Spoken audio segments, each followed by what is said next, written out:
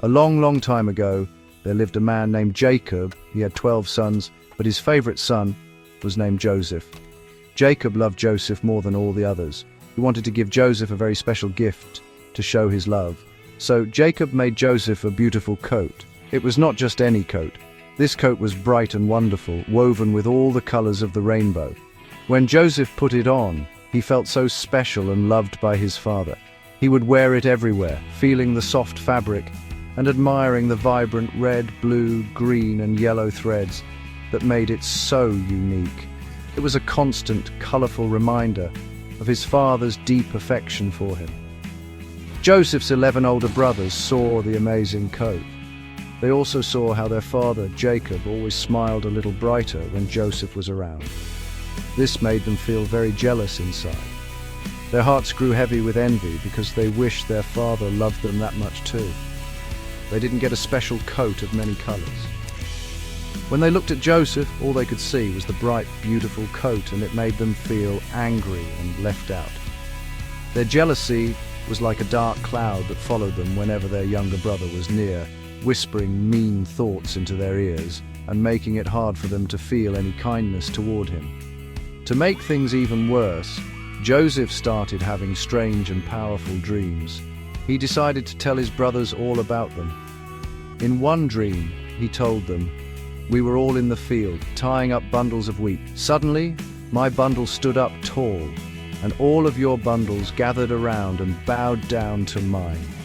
This story did not make his brothers happy at all. It sounded to them like Joseph was saying he would one day rule over them.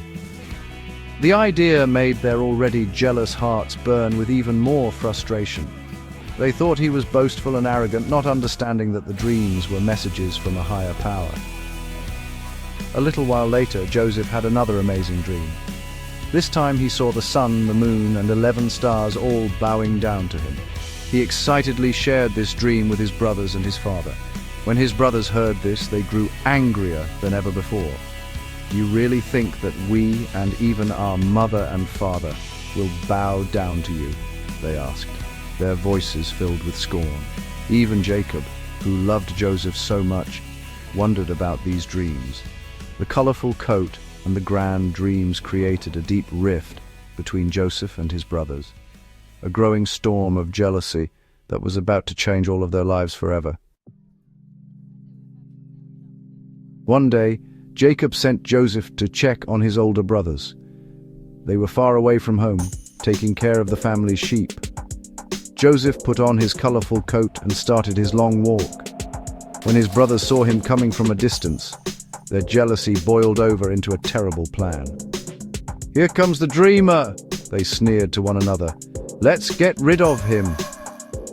They decided they could not stand his dreams or his special coat any longer. Their anger had grown so large that it clouded all their good sense, and they began to plot a way to remove him from their lives for good, letting their dark feelings guide their actions. The brothers grabbed Joseph as soon as he reached them. They were rough and unkind. They ripped the beautiful, colorful coat from his shoulders, the very symbol of their father's love and their own jealousy. Then they threw him into a deep, empty well in the middle of the wilderness. Joseph was scared and alone in the dark pit. He called out for help, but his brothers would not listen to him. They sat down to eat their lunch, trying to ignore the sounds of his pleas. For a moment, they thought about leaving him there, but then one of the brothers, Judah, had a different but still cruel idea. Soon, a group of traders came by on their way to the faraway land of Egypt. The traders were leading camels loaded with spices and goods. Judah said to his brothers, "What will we gain if we leave him to die? Let's sell him to these traders instead." The other brothers agreed that this was a better plan. So they pulled poor Joseph out of the dark well and sold him as a slave for just 20 pieces of silver. The traders put Joseph with their caravan, and he was taken far, far away from his home and his family. He watched his homeland disappear, his heart filled with sadness and fear. To hide their terrible secret, the brothers took Joseph's beautiful coat. They dipped it in the blood of a goat to make it look like a wild animal had attacked him. They brought the torn and stained coat back to their father, Jacob. When Jacob saw it, his heart broke into a million pieces. He cried and cried. believing that his favorite son, Joseph, was gone forever. He was filled with a sadness so deep that no one could comfort him. Meanwhile, Joseph, now a slave, was beginning a new and difficult chapter of his life in the strange and foreign land of Egypt. When Joseph arrived in Egypt, he was sold to a man named Potiphar. Potiphar was a very important captain in the king's army. Even though Joseph was a slave in a strange land, he did not give up hope. He worked very hard at everything he was asked to do. He was honest, kind, and trustworthy. Potiphar saw that Joseph was a very good worker and that everything he touched seemed to succeed. Soon, Potiphar trusted Joseph completely. He put Joseph in charge of his entire house. Joseph managed all of Potiphar's belongings, and everything ran smoothly under his care. He was no longer just a slave, but a respected manager. But trouble found Joseph again. Potiphar's wife told a terrible lie about him because she was angry that he would not do something wrong that she wanted. She falsely accused him, and when Potiphar heard her story, he became very angry. Even though Joseph was innocent and had done nothing wrong, Potiphar believed the lie. Without a fair trial, he had Joseph arrested and thrown into the king's prison. It was a dark and scary place, and once again, Joseph found himself alone and in a terrible situation. It seemed as though his life had taken another unfair and painful turn, despite his best efforts to do what was right. Even in the cold, dark prison, Joseph kept his faith and his good attitude. He continued to be helpful and kind to everyone around him. The head jailer saw that Joseph was reliable and special, just as Potiphar had. Soon the jailer put Joseph in charge of all the other prisoners. One day, two of the king's servants were put into the same prison, the royal cupbearer and the royal baker. Both of them had strange dreams on the same night and were very worried. Joseph saw their sad faces and asked what was wrong. They told him about their dreams, and Joseph, with help from God, explained exactly what they meant. Everything Joseph said came true.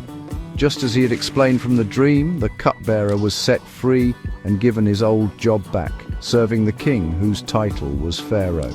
However, the baker was not so fortunate, just as Joseph's interpretation had foretold.